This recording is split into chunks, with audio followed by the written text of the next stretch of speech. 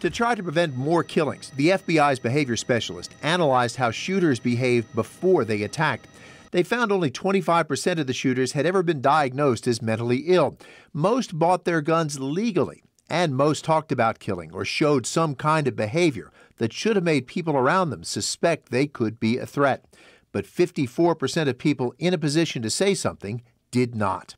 In the case of Jared Loughner, who killed 6 people and shot 13 others in Tucson, many people described bizarre, frightening behavior. But when it came to getting Loughner into treatment, Loughner's father told a detective Loughner closed his ears. He says, lost, and just didn't want to communicate with me no more. At the National Alliance on Mental Illness, Clark Romans knows it can be hard to help someone who is not willing, but you should not be afraid to try.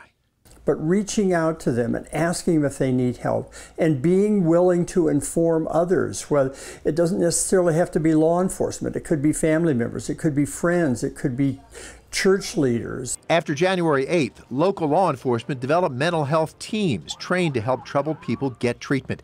Sheriff's Detective Sean Deegan knows people who see threatening behavior may think he'd never do that. Like, no, I know them. But if they're truly in a mental health crisis, then they're going to go through these periods of time where they potentially could do that. And I'm not saying that that's all mental health, but whether it's depression, which is something that people deal with a lot, it's in those states where people are probably going to be unpredictable that absolutely that's when they need the help. Craig Smith, KGUN 9 on your side.